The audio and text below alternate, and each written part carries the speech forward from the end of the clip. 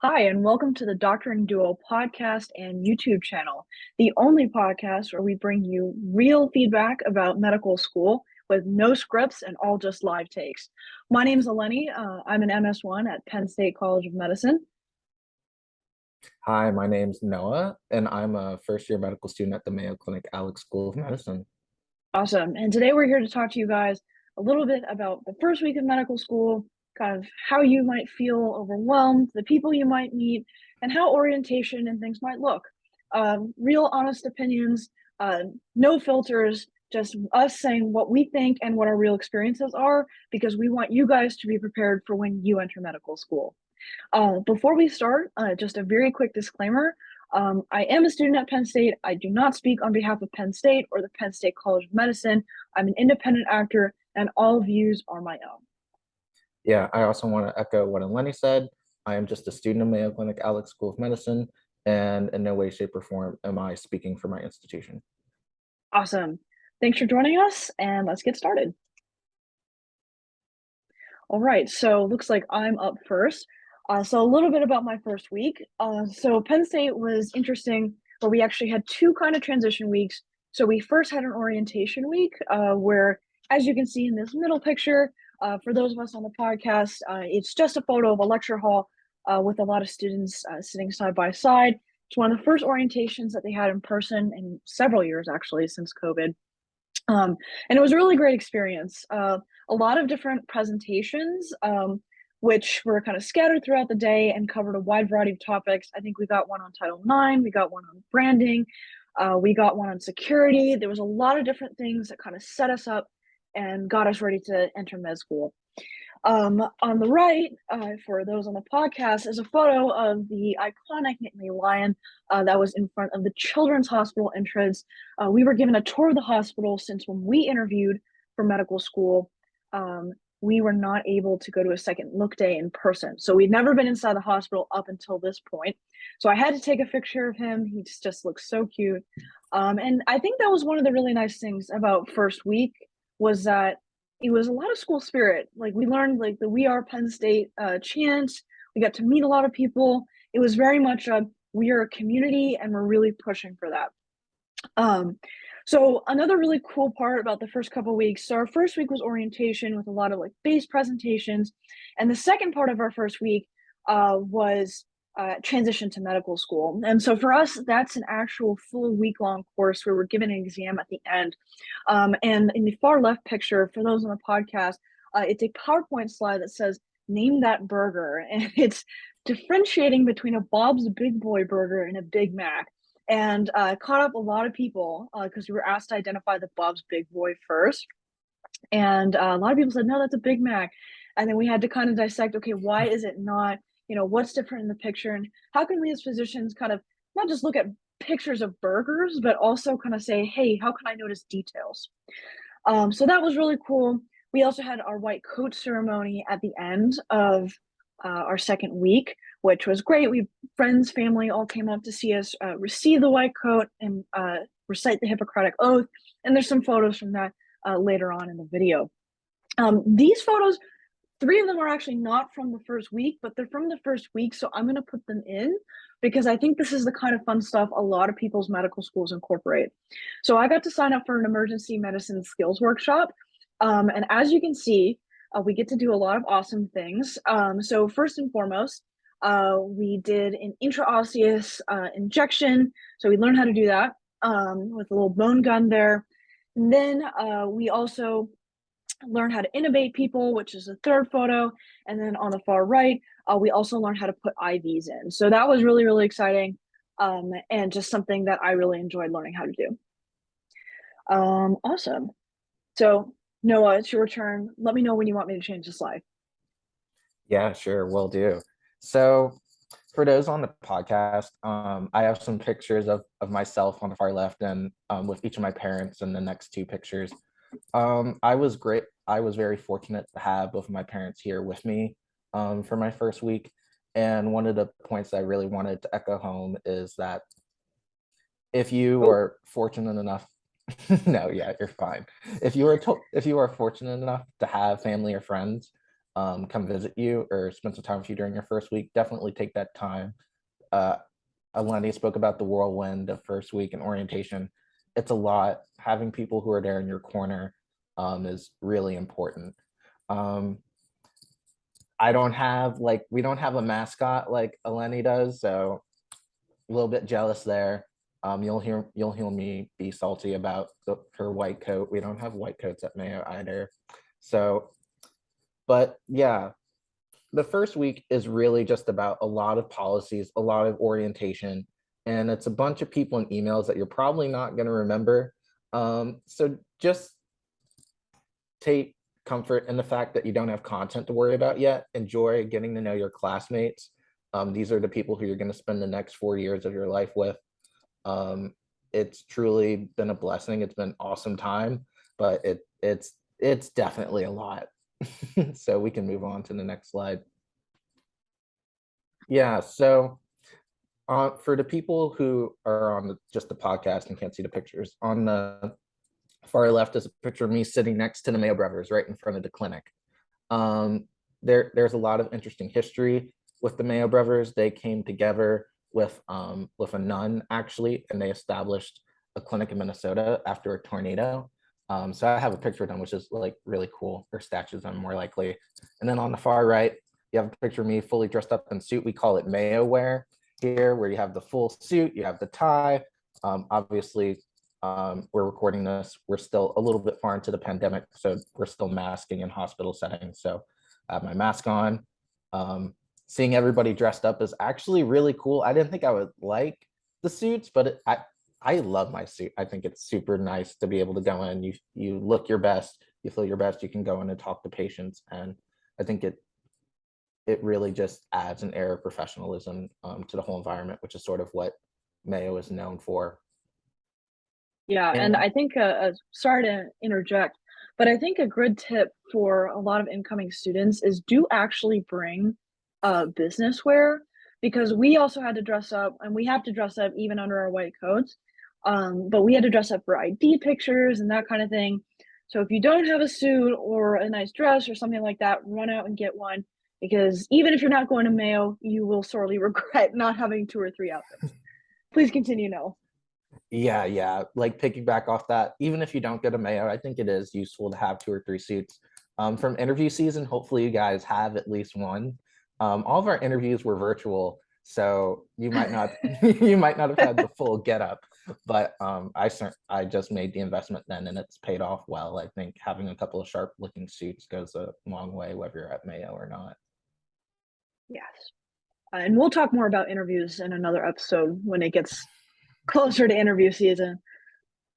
Yeah, interviews are a lot. But now let's move on to the social aspect of medical school. And I think, surprisingly, more than the actual content of medical school, I think the social aspect is what people really worry about when they come in. I know it was for both Eleni and I. When we're both kind of slow to make friends. I'm a very reserved person. Actually, I'm not very outgoing. Eleni's the more extroverted of the two of us. We But knew each other in high school, so he knows me. yeah, fun background. We met in high school. We have a great history, but that's a story for another day. Um, but I really wanted to talk about what it's like in those first couple of weeks making friends. It is super awkward whether you have a small class or a large class. It takes time to build a solid support structure for yourself, especially if this is your first time away from home. Eleni got to move away from home for undergrad a little bit. um, I didn't. I stayed really close to home, so this is my first time being away. I'd say my biggest piece of advice is to allow yourself to try new things and do things you wouldn't normally do to build some connections.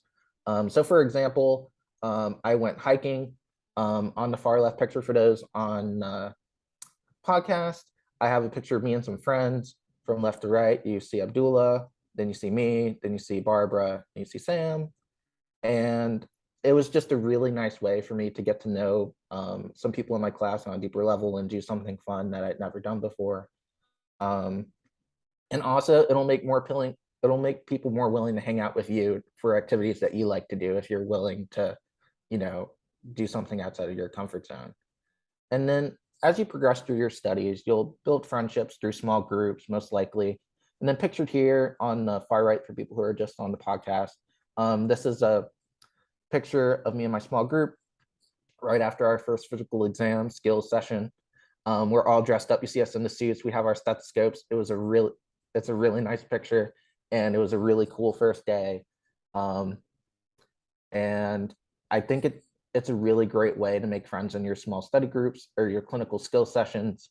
You're learning. You all get to look like idiots together as first year medical students. So don't worry about it. Community makes everything better. And then also, if you have a hobby, I would say keep up with it. You know, it's a great way to find community in a familiar space. For me, that's jujitsu. You guys might have seen it on our logo. You saw me in the gi. I've since gone to purple belt, by the way, so I'm better than I was when we originally made our logo. Uh, and I've started making friends at my new gym, and it's just been really awesome to have people in two different contexts, kind of get away from medicine a little bit and have people who share that hobby is also really nice. Yeah, I think you make some really great points. I'm sorry, there's a part of the photo on the right that has like a little cross over it that says like no biking, and I keep thinking it's a Target sign, and I'm like, why are you guys taking a photo in full suits outside of a Target? Uh, anyway, continuing on. So a little bit about my socialization. So two of these photos are from my white coat ceremony because I realized me and my friends have just not been taking regular photos. And one was actually taken today. Me and a few of my friends, we went on a hike this morning. It was a game trail. So in Pennsylvania, the area of Pennsylvania that Hershey is in, um, there's a lot of like woodsy areas and a lot of farms. It's kind of weird because you come out of the hospital, right? You have all this high tech, cancer center, this big building. There's a big piece of modern art out front. And then you look to your left and there's a cornfield, like right next to the hospital. So it's a really interesting dichotomy. And I think I very much appreciate it. But yeah, there's a lot of nature out here. I think a lot of grad students absolutely love hiking just because it's free and it's outdoors. So if you wanted to try hiking or if you like hiking already, medical school is the perfect place to start. Um, so there's a couple photos of my friends. I'm realizing they look relatively similar, but that was before and after our white coat ceremony, actually. Um, and I don't know, it's been, like Noah said, we're both kind of people that make friends slower. And I think that was one thing I was very worried about. So I was an only child growing up. And when I moved Also, an away to only child. college, yeah, Noah's the only child too. And so when I moved to college, my biggest struggle in those first few months was making friends. I don't think I found my friend group in college until I want to say November of fall semester. And then the friend group that I ended up graduating with, I don't think I really found them until January of my second year. I don't know about you, Noah, because I know you had a few people you ran with in undergrad. Yeah, I mean, we both have similar friendship making styles, if that's even a way to Yeah, put it. yeah, I'm even slower than that. A lot of my people I didn't really get until like sophomore, junior year. You know, it takes me some time. I'm very much a small circle of friends type of person. So, yeah, just how it yeah, is. yeah. And I think that if I'm being brutally honest, I think those first couple weeks at med school really do wear on you. I'm an Yeah. extrovert, but I'm not like a super extrovert.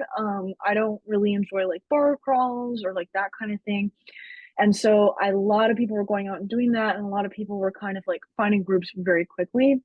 Yeah. And I also had some M2s kind of scare me and say, "Ooh, oh, sorry, my computer in the back died." I had some M2s kind of scare me and say, "Oh, well, everybody's groups are kind of set in like week one and two." And, I don't think that's really the case. And I would recommend if you feel that way, like recognize that people move at different paces. When I was an RA, I would tell my residents, RA is resident advisor for the uninitiated. I would tell my residents that um, everybody feels lonely for the first 2 months, I think, at minimum. And if they tell you they're not lonely, they're lying. They're either lying to you or they're lying to themselves. And you know, you see people moving around in big groups and going out and doing things, and you feel left out. And I think it's important to recognize that, hey, first of all, you're not alone. A lot of people feel that same way. And second, things change. Everything's very plastic. Like there's high plasticity to different things, and I think that there's a lot of room for changing. I've seen those shifts start. I don't know about you, Noah, but I've definitely seen like a lot of established friend groups kind of like changing. And I think that if you're slower like us, it's a-okay. If you're not slow, if you're quick, good for you. Go for it. Like this is a great time to meet new friends. Everybody's looking for them. But if you're just like unsure of yourself, like don't feel bad because I think everybody's been through it. And I know I've been talking for a little bit, so I'll try and kind of mitigate what I'm saying. But I think Noah really makes a good point in like finding people that like you share interests with. So like I joined a board game club here at Penn State, and like it's been really fun. I've been really, really enjoying that. Um so yeah, and I've met some great friends. A lot of MSTs are actually to give great advice. I get all my test taking and studying advice from them. So do go to clubs and make friends with older students. That's my recommendation. Yeah. All right. Yeah, we're gonna talk about resource overload a little bit, but before that, I wanted to touch on a couple of points that Eleni made about the social scene a little bit. I'll definitely echo and say that second and third year students, especially your TAs, are God's gift to earth. And please, like, get to know them, and like they will, they're the people who will do your TA review sessions, who will tell you what's going to be on the test. Like they're just absolutely amazing people, and I've really enjoyed getting to know them as well. And then the other thing, and yeah, how Eleni was talking about group shifting. Groups do shift over time, and you know, I think even if you're an introvert, I think you really do need to put yourself out there if you Yeah. want to have um, any semblance of a social life in medical Yeah. school, Yeah. a little bit. But I will say, I do think making friends in medical school has been slightly easier than undergrad just because they force you to be together so much. And they put you in different groups, and you pretty much get to know everybody in your class, at least on a surface level, at least a little bit. So It's like high school. yeah, it's like high school. It's more like high school than undergrad, especially like Eleni has a little bit of a bigger class, so we don't really have cliques. But I know some bigger med schools, you definitely get like cliques of people super fast. So it's just one of I those things. mean, it's just the way. It's just, you know, it's the way things are. We actually don't have TAs at Penn State. Yeah, we don't have TAs. We have a totally different like style, but I think we have bigs and littles for us, and I think that was really helpful because you could get like my big sent me like a bunch of like her old like notes, and that was really helpful. And she told me who to shout out to, which was also very important. And that's something I think we'll talk about a little bit more later. Um, but I do want to mention, kind of as we go into resource overload, you're going to get a lot of things thrown at you: shadowing, research, volunteering, doing this, doing that. And I remember literally this is second week, and someone was saying, "Oh yeah, people are already in labs in Yeah. second week." And I think it's important to find your footing and find what works for you. And some people can move at a quicker pace, and that's okay. But I think it's important to find your footing. And part of finding that footing is resources. Everybody's going to tell you a different story. Everybody's going to say, oh, do this, do that, do this, do that, whatever. There tends to be a general trend. At least talking to older students, they'll say, okay, you should study this and ignore this. And even if they say, I use Born to Beyond, the other person says, I use osmosis, and the third person says, I don't do anything, I just stare at the ceiling all day. There's generally kind of a trend of, okay, we're ignoring this and we're doing this. Yeah. I think piggybacking off of this, you're gonna get crap loads of resources just thrown in your face. Everybody's just going to be like, here, like, this is what we all do, figure it out. And I hate to say this, but the best advice I can give you is to figure it out. Don't copy other people just to copy somebody. You know, find what works for you. If you get a free, and the other thing is hold off on buying things before you figure out if your school either pays for it or something like that.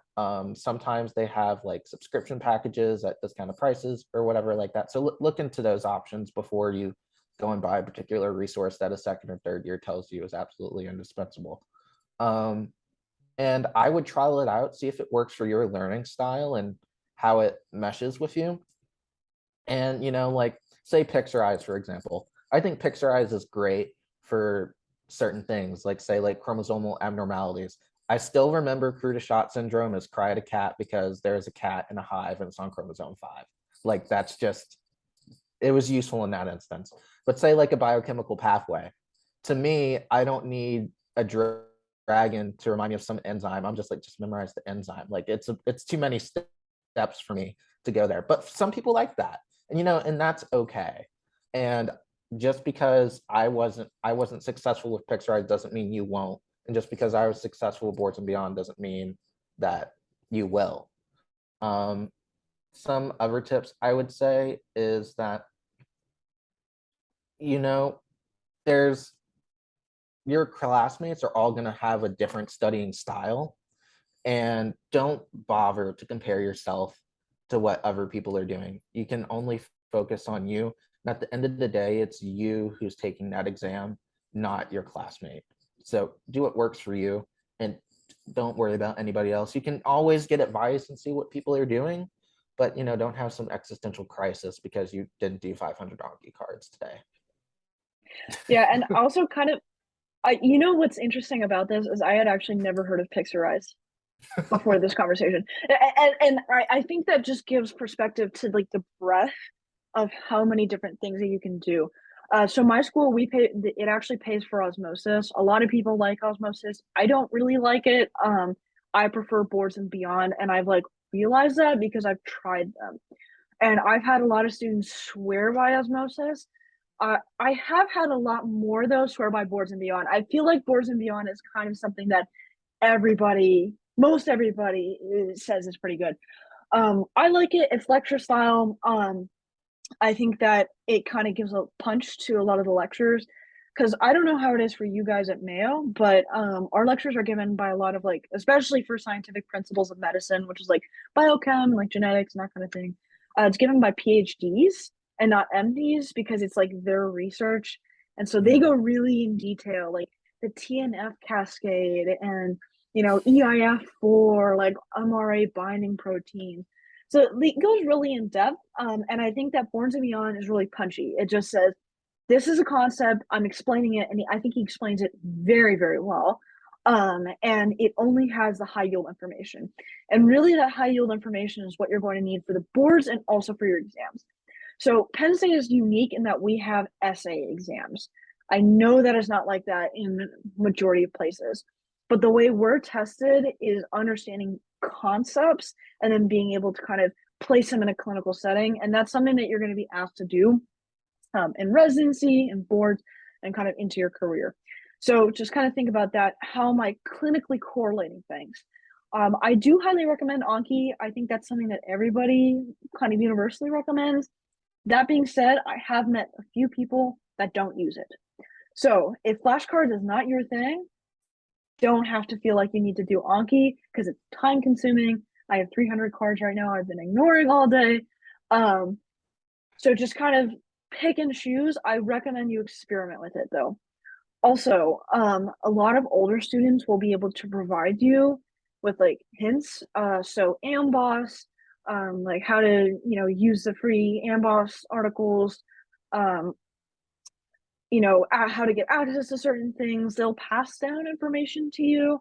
I know that like we have a student lounge that has free copies of all the old first aids, like the older students leave there and you can just take one.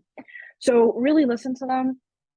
Um, but yeah, I think the big thing is just like finding what works for you. And it took a little bit of experimentation for me, and I'm still figuring it out. I'm still, trying to work on what my study schedule should look like. But I did want to say one last thing before we moved on from this, which was Reddit. Yeah, we I should. spend, yeah, Yeah, we can both talk about Reddit. yeah, I spend a little too much time on Reddit. And Reddit has its very strong opinions on some things, and they have very little tolerance for others.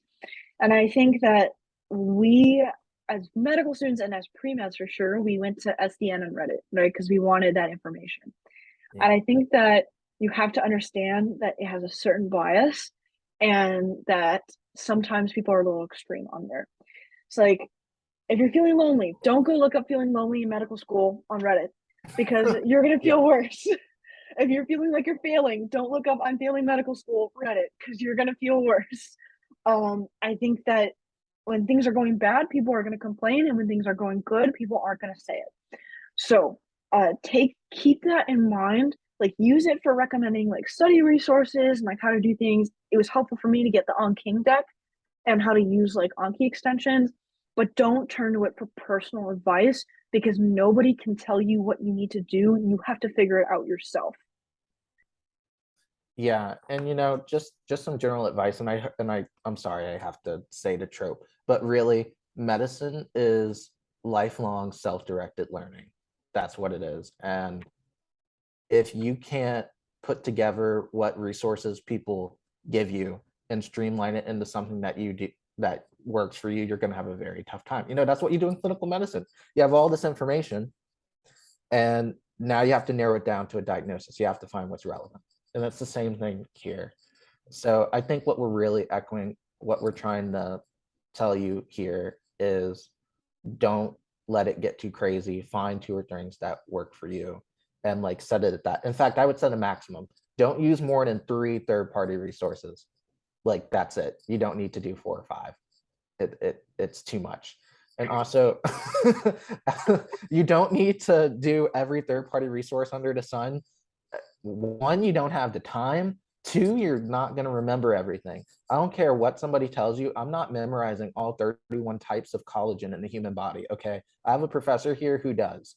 He These are a different class of people. As a medical student, you do not need to know I all think they 30. told us to remember 3 types: type 1, 2, and 3. I think that's it for us. Yeah, I And think that, 4, actually. yeah, 4. and 4 because it's a floor type. Anyway, Yeah, basement membrane. Yeah. basement membrane. Yeah. Yeah. So just like bear in mind what you're seeing on the internet often tends to be biased and not reflective of the real world. Definitely, yeah, not reflective of the real world. And like Eleni was saying, there's a huge negative bias. People who go on the internet and post on Reddit are going to be predisposed to post about negative things. You're not going to go on Reddit and post like the most amazing achievements of your life. You're gonna Usually, tell someone in real life. you're going to tell somebody in real life. Like, you get an Yeah. amazing score on a medical school exam. You're calling your parents. You're calling your significant other. Like, you're not on Reddit or tweeting about it usually. Oh Not yeah, and saying. Twitter's another thing. Like they were very explicit with us, like they are watching. Like Med Twitter, like whatever you put out there, you represent the school and you also represent yourself, right? Because apparently Twitter is one of the biggest way that medical professionals interface now. I didn't realize that. That was like the biggest like medicine related platform. So just like bear in mind that like people are gonna go on Twitter and complain. I see actually mostly on people on Twitter bragging. Also, don't feel bad about Yeah, yourself if it's you see opposite. people. I don't know. I see people like take photos of like they're studying, like I'm doing so Yeah, great, and it's like, oh, I'm sitting here in my PJs eating ice cream, watching Netflix, right? yeah, And it's like, am I should I be studying? Just run your own race. yeah. I think the quote here, like, comparison is the thief of all joy. That Yeah, that that rings true here. You're gonna have enough struggles with your mental health getting through medical school. Adding on to the fact that you see one of your peers on med Twitter saying that, like, they saved some patient's life, barely breaking a sweat, isn't gonna help you. So yeah. focus And on also, you. don't believe everything that you see on the internet too. I think we're probably talking to people that are of our generation, so I'm sure that they know this, but I needed to be reminded when I was applying to medical school. I needed to be reminded sometimes because it's so easy to go on there and write something like, I have 25 interviews, right? And everybody that reads it is like, I feel terrible, but in reality, you don't have any, right? So just kind of bear that in mind. So I think we're gonna start wrapping up. we wanted to kind of close out with discussing, and when we sat down to kind of like talk about how we wanted to format this, one thing that kind of came up again and again was how we both felt. And like, Yeah. I think the biggest word I felt was overwhelmed. Yeah. Same here. It's just from student affairs to academic affairs to meeting, in my case, and 50 new people, in Eleni's case, 200 plus people. And our Um, class is actually 150. 150. Okay, so Yeah. like three times the size of Mayo. In my case, being part of a huge conglomerate health mega system, it's just um a different it's a different field. There's a lot going on. In addition to the social anxiety and the academic anxiety, you have more existential concerns. Will I be a good doctor? Will I memorize this? Can I really do this for my patients? Uh, you know, and part of that's healthy and normal. If you didn't care about how your actions are going to impact your future patients, you wouldn't be here, you know? So, but I have a couple of tips, and I'm sure Eleni will have some comments at this. For those who are just on the podcast, on the far left next to the lovely pictures of her parents and Claire, who we both know, by the way. Claire also went to high school with us. We have keep calm and just pass the test. And I know Good this. Lord, what are you from? 2011? I'm Oh sorry. my Yeah, gosh. Oh, sorry. I'm such an old man. She makes fun of me for this all the time. But it's true. And I know this isn't universal, and it's not going to be true at some other institutions, especially our DO brothers and sisters. But if you're at a pass fail school, if you're like, and even most DO schools are pass fail, if you have the luxury of being able to go to a pass fail school, that's really all you need to do. Pass, pass. pass the test. Okay. You're not going to know every fact about the human body. It's impossible. Okay. It isn't undergrad. And I don't know if Eleni and I are both high achievers, right? You can't get into medical school without being a high achiever in some way, shape, or form. So if you're like me and you're like, oh my gosh, I'm not studying enough because you feel like you have to get a 90, that mindset is like out. It's out. You just do the best that you can. Obviously, aim to do the best that you can, but really, all you need is a 70. Get used to that mindset. And also, furthermore, Eleni was talking a little bit about this. I know some people are already in labs. That's fine. Some people are interested in competitive specialty. Some people are just genuinely excited to get in there and like do something that they're passionate about. But in my mind, everything else comes later.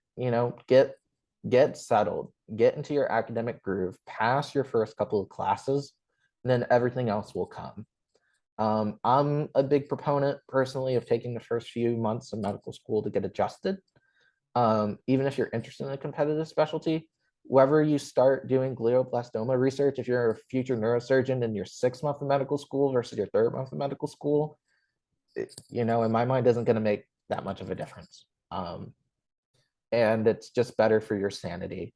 I've talked about a little about this before, but don't compare yourself to your classmates. Some of them will get 90% above and they'll be just like an undergrad. Some will get 80s, some will get 70s. If you're passing, you're thriving, my friends. Okay. The more time that you spend worrying about others, the less time you have to worry about yourself.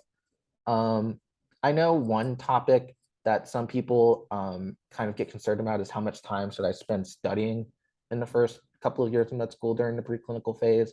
Eleni and I are both still figuring this out, and she might have a different number. Um, I'm probably averaging about 3 to 5 hours a day outside of class. Some of you might be shocked that might sound a little low. Some of you might be like, that's a little high. It's going to vary. If you're putting in more or less, it's fine. Some people need the extra time to feel like that they're getting everything down. Some people literally have a photographic memory, and you show them a picture of a textbook and they can regurgitate everything. It's just different.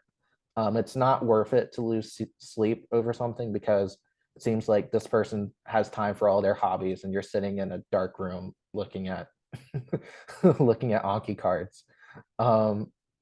Speaking of sleep, get your sleep. And I know everybody has a different level of sleep that they need to function every day, but I cannot function on less than 7. It's just not a thing. Yeah, if yeah. if you're giving up because if you're giving up sleep time because you feel like you need an extra point or two on your test, this is the one time that I will tell you you're doing something wrong and you need to change something. Like, sleep is critical to your mental and physical health. Don't jeopardize your health just to pass. We have all of third year during surgery and OB-GYN rotations to worry about our lack of sleep. Um, it's our first year, not our third year. Don't pretend otherwise. And then my last point, I know I've been talking for a while. I'm gonna let Eleni let her share her wisdom. But also exercise, whether it's a walk, going to the gym, do something, move. It keeps you healthy. It allows you to forget about studying for a little bit. Plus, how can you tell your patients to exercise if you don't take 15 minutes to exercise yourself?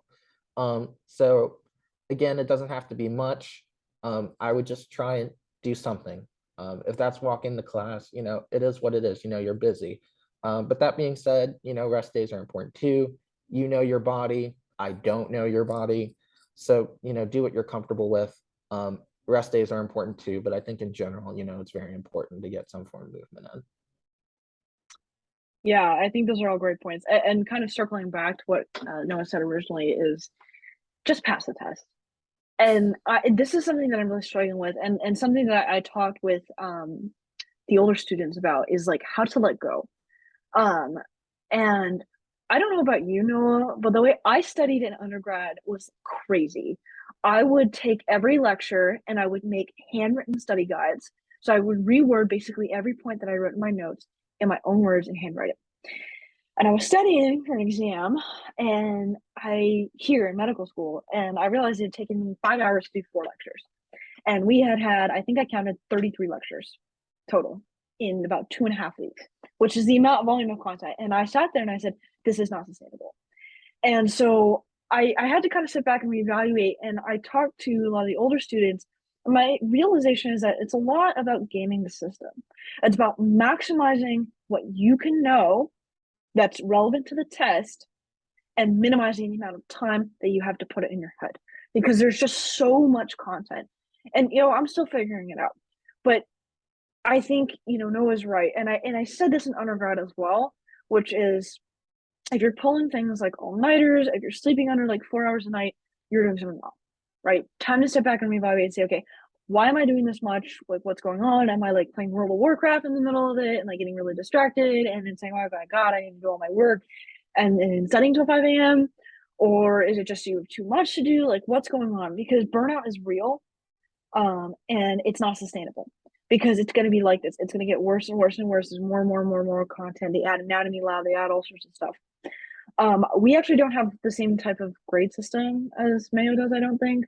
So we have pass fail, but we don't actually get to see our scores. So it's Mm. either just pass or don't pass. They'll tell you if you borderline it, but like it's not on your transcript. So for us, unless you explicitly request and go through a whole process, you don't even get to see your score because they really don't want you to freak out about it. And so for me, I spent a lot of time feeling very overwhelmed, like stressed, like what am I going to do? How am I going to manage all this content? And I put this organic chemistry meme. I know it's helped me. I'm dying, right? Because it's a dying, Yeah, it's a you know, dying. Yeah. with the cis double bond. Anyway, I thought that was funny. Uh, and Nerd. yeah. Oh wow, cyberbullying. um, and I really lean on my support systems, which is why I put photos on there. My best friend Claire, who Noah and I went to high school with, no one knows all about her. Like she came up to see me get my white coat. Like my mom and dad, I like lean on these people. Like they're my support system, and like they're people I can talk to when I say, "Hey, like I feel overwhelmed." And I think that's been very helpful, especially my parents because they can give me advice, and it doesn't have to be like your parents or like your family. It can really be somebody like a friend, a counselor, somebody like that, but find a support system. Find that person that will be in your corner and make sure that they're advocating for you because I think that's going to be really important to keeping you sane as things get harder. So have somebody to talk to when you're going through this. Is that it? Okay, I think that's the last slide. So, Yeah. is there anything we want to wrap up with? Yeah, no, I think we actually did a really good job, I think, of covering most of the bases that you will, and some of the struggles that you encounter during your first couple of months of medical school. And don't worry for those who are just hearing this first episode, we're gonna be talking about, our first couple of exams, our first couple of blocks. I'm sure we'll be talking about, clinical skills and all that's to come in the future. Um, but I think we did a really good job of setting you up for your first couple of months of success in medical school. Yes, just roll with it. I think that a lot of us are very type A people. Maybe not Yeah. Noah, not Noah. He's a little bit chiller, but I know I'm very like stressed about a lot of things, and I get like very worried. And I think one thing that I'm learning is to kind of just roll with it. I think that things will happen in their own time, and like you have to accept that and trust the process, because otherwise it's just you'll drive yourself crazy. It's just so much going on. So in that case, we believe in you. We're here for you, and we're very excited to continue talking to you through our podcast or our YouTube channel. Feel free to reach out if you have any questions. We'll try and see if we can respond, if we can remember around our studying. And until then, we'll see you guys next episode. Yeah, see you guys.